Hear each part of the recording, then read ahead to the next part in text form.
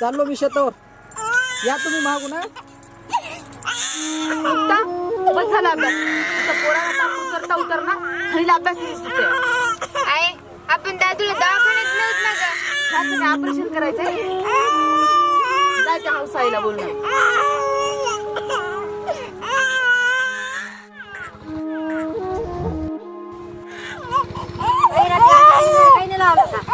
काय माहित तुझं आता.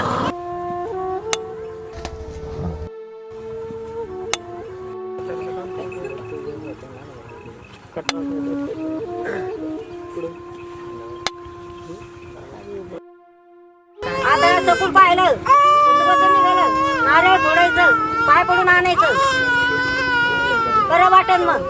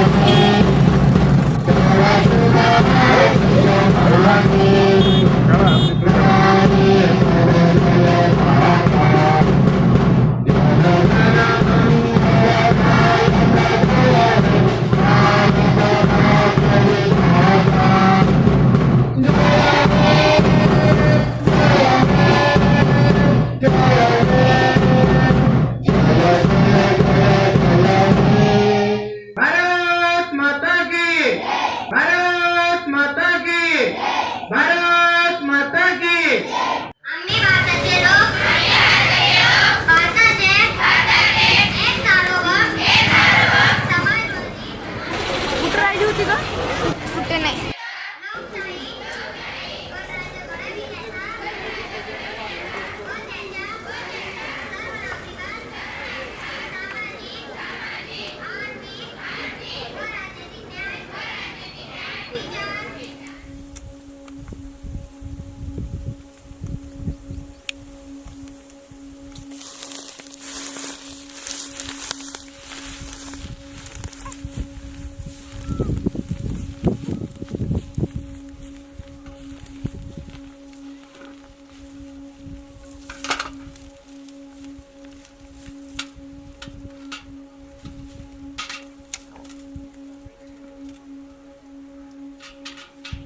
मुक्ता, तू बाळाजवळ थांब. मी हिरीवरनं पाणी घेऊन येते.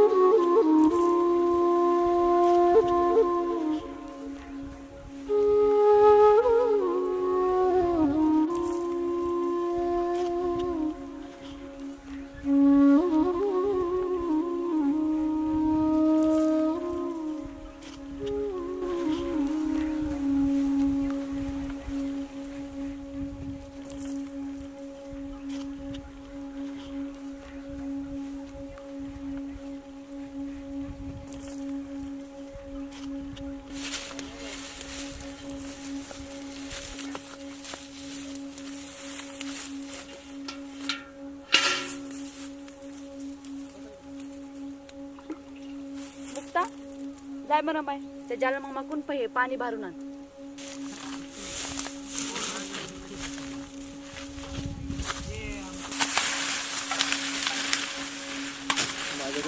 काय मुक्ते?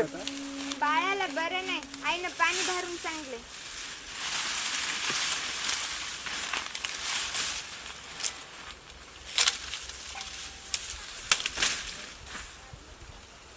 घेऊन जा. आणि खाली कुठं पण टेकू नको. बरं वाटन बाळाला.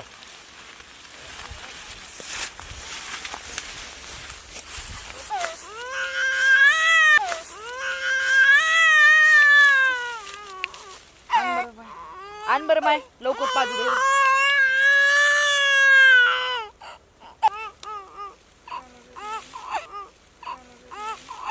मुक्ता, तू बस त्याच्याजवळ. मी आटपते. तुपला बाप निहारीसाठी वाट पाहत असेल. त्यासनी पाठवते मी.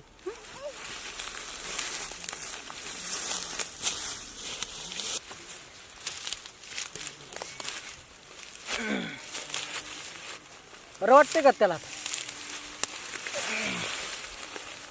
आबा आम्ही एक मज्जा केली. काय?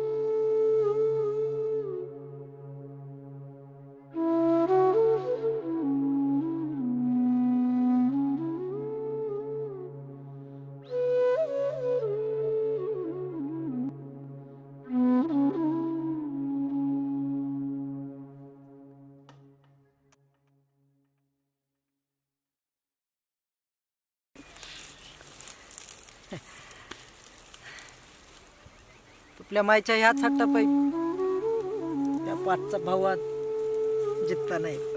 जाऊ द्या आबा, तुम्ही न्याहारी करून घ्या बरं. आबा हा आईला सांगा ना मला शाळेत जाऊन दे म्हणून. बर दुपारून गेल्यावर काय होतंय बरं? बर बर सांगतो हा तिला. तू जा आता. हा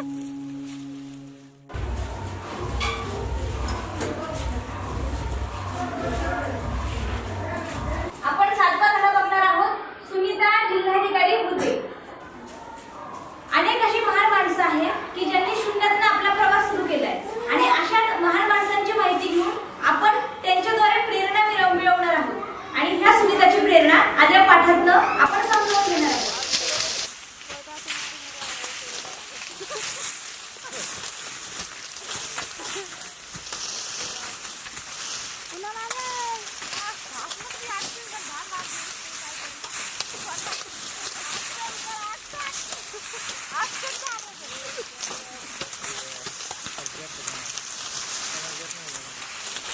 आहे जास ना आता.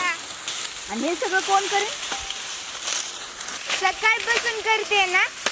आता स्वयंपाक पाणी तर करत नाहीस आणि इथं बी जीवन येते. हे तुया हे पाय मुकते.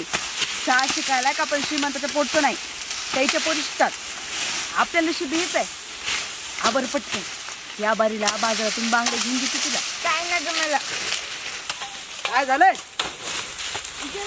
विचारा तुमच्या लेकीला शाळा शिकायचं पण ती शिकू दे की तिला शाळा. शिकू द्या. माझ्या कोणत्या बापात उचलले.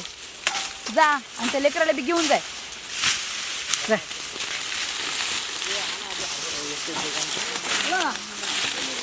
आपण आज विषय इतिहास या घटकामध्ये सावित्रीबाई फुले शिक्षण माता यांच्याविषयी माहिती पाहणार आहोत. आपल्याला माहीतच आहे की सावित्रीबाई फुले यांनी स्त्री शिक्षणासाठी खूप मोलाचं योगदान दिलेलं आहे. अरे यशवंत बेटा तिकडे काय पाहतोस? इकडे लक्ष दे समोर. आपल्या वर्गासारख्या खूप साऱ्या मुली आपल्या भारतामध्ये, महाराष्ट्रामध्ये, आपल्या जिल्ह्यामध्ये शिक्षण घेत आहेत. ही सगळी भूमिका जर सावित्रीबाईंनी पार पाडली असती तर तुम्हाला या ठिकाणी शिक्षण घेता आलं नसतं. अरे यशवंत तू काय पाहतोस तिकडे वरचेवर? अरे मुली तू इकडे काय करतेस? तू जा. तू खिडकीजवळ थांबू नकोस. यशवंत तू समोर लक्ष दे.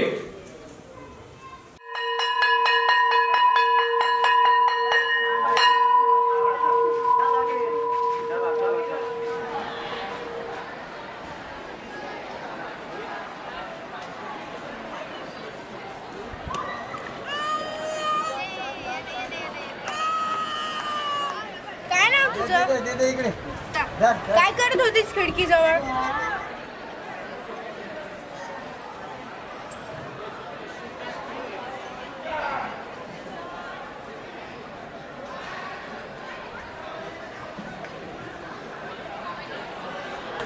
तुला शिकायला आवडतं तर तू शाळेत का नाही येत? पण मला बसून देते. हो ये तू उद्या, पण तुझ्या भावाला घरीच ठेव. हं?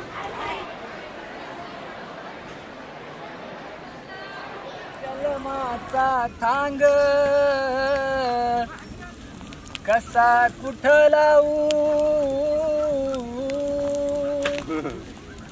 ह्या जलमाचा थांग. आई उद्यापासून तो कोणतंच काम करायचं नाही. समजा मी करते.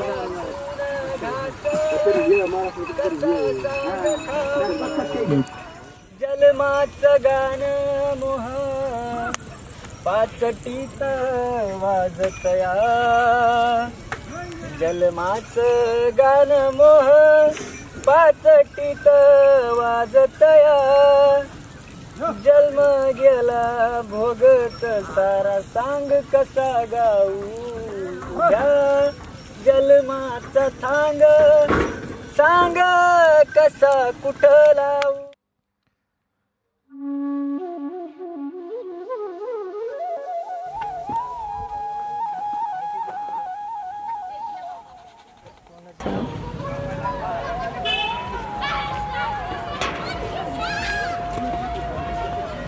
अगं लवकर यायचे ना, चल उशीर झालाय.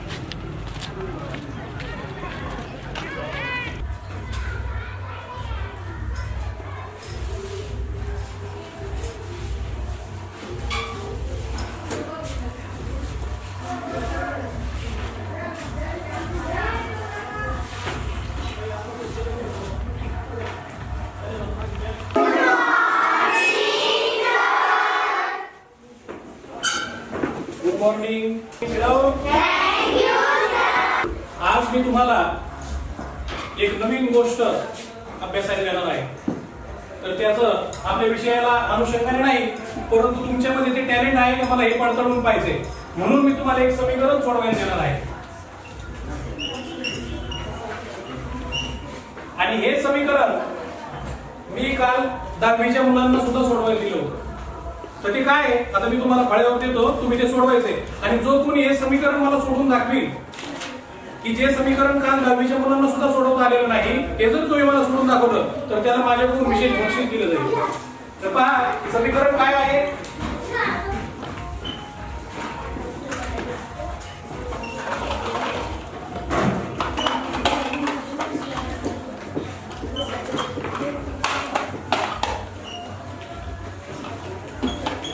अशा स्वरूपामध्ये सोडवा.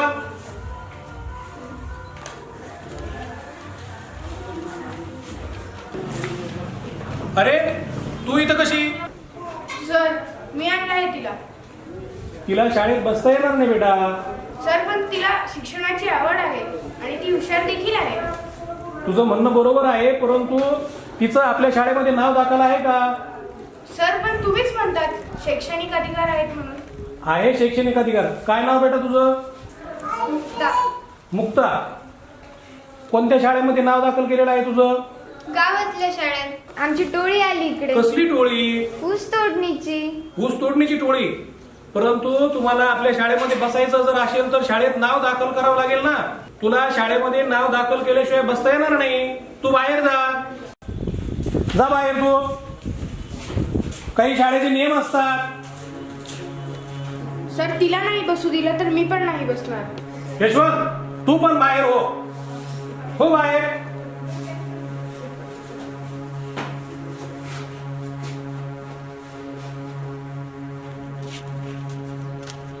हा मुक्ता काय झालं? तर तुला शाळा सुटल्यावर यायला जमेल, पण आता कशाला? ये तू उद्या.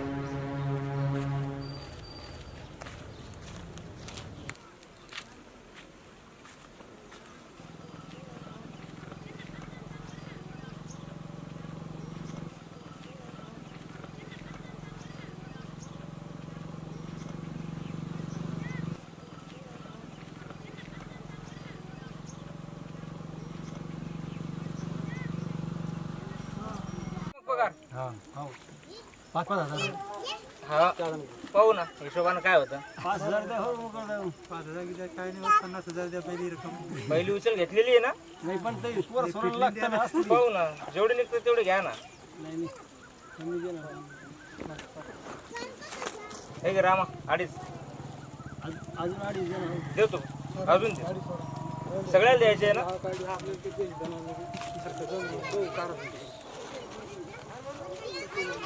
धर्मा 3.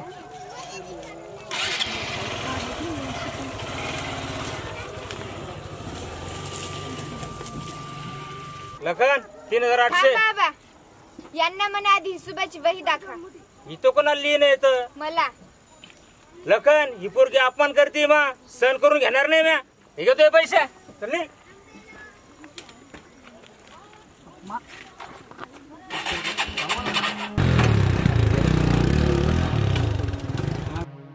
अगं पोरी उगाच बोललीस तू. पण तात्या ते आपल्याच कष्टाचे पैसे खाते ना. तो आहे म्हणून आपलं पोट आहे. मग तरी बी त्याने हिशोबाची वही का म्हणून नाही दाखवली.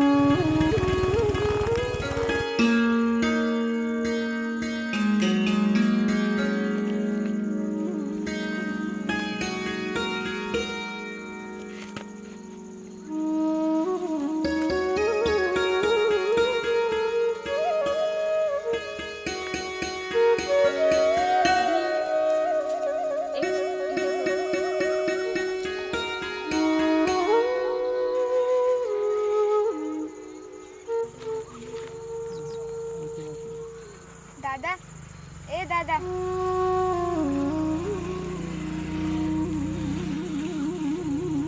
झोपलो होतो का मी? नाही. झालं का तुझं? हा आणि तुझे पण. हे तू काय केलंस? समीकरण सोडून आहेस होय? हा नक्कीच चूक असणार. दादा तू एकदा सरांना विचारून तर बघ मग सांग.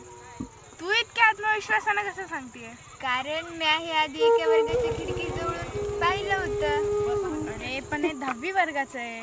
मला काय माहित कोणता वर्ग कशाचा आहे. मला जिथं बरं वाटलं तिथं मी जाऊन बसायचे. चल मला जावं लागेल.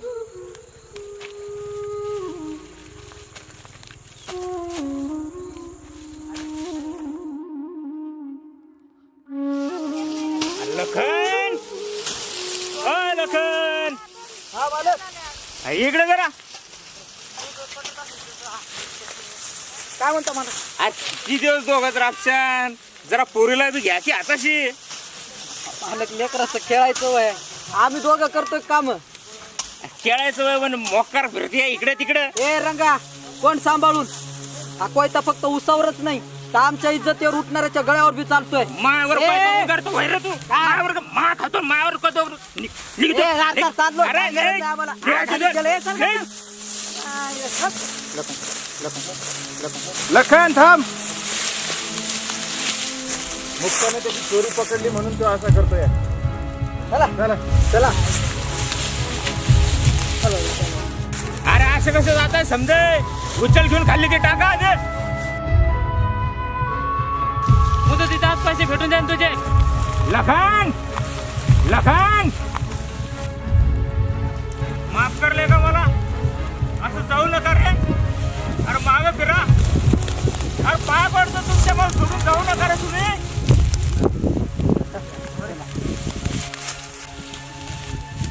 अरे तुमच्या कष्टाचे पैसे खायची लालच लागली होती रे मला. त्या पोरीला बाई चोरी पकडली म्हणून मी तिच्या इथे असं अभद्र बोललो. पण यापुढे असं नाही करणार म्या. तिला शिकायचं ना त्या पोरीला म्या शिकवीन. त्या समजा खर्च करतो त्या पोरीचा. पण असं सोडून जाऊ नका तुम्ही. अरे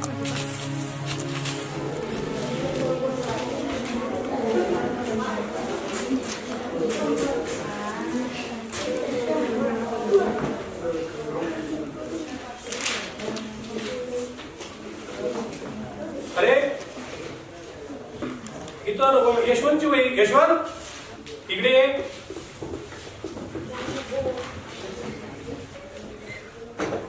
हे समीकरण तू सोडवलंस हो सर. कधी? सर 2-3 महिने झाले. अरे मग तेव्हाच का नाही दाखवलं मला तू? सर मला वाटलं ते चुकलं असणार. अरे वेड्या, एवढं छान बरोबर समीकरण सोडवलंस, एवढी मुद्देसूद मांडणी केलीस, तरी देखील तू एवढा उशीर केलास. हे पहा मुलांना, तुम्हाला मी एक वेळी 10वीच्या मुलांना जे उदाहरण समीकरण जमलेलं नव्हतं ते तुम्हाला सोडवायला दिलं होतं की नाही, तर ते समीकरण या यशवंतने अतिशय मुद्देसूद मांडणी करून बरोबर सोडवलेलं आहे. आणि तुम्हाला दुसरी गोष्ट आठवते का? तुम्हाला त्यावेळी मी बोललो होतो, जो कोणी हे समीकरण बरोबर सोडवेल त्याला माझ्याकडून एक बक्षीस मिळेल. तर यशवंतने हे समीकरण सोडवलेलं आहे बरोबर, म्हणून माझ्याकडून त्याला मी एक बक्षीस आता घेऊन येतो.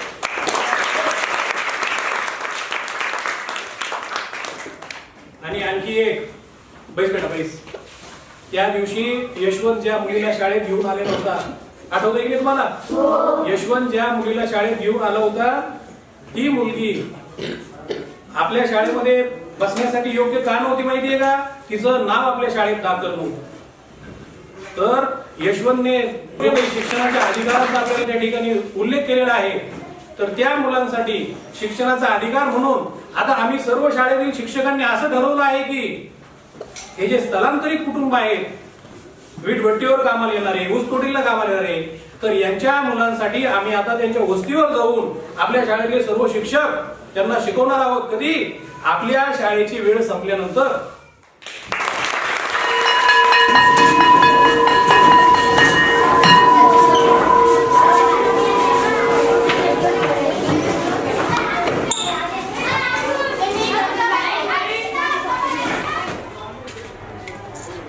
यशवंत थांब. आपण हे बक्षीस खोलून बघूयात ना. हो बघू. नको आता नको. थांब आता.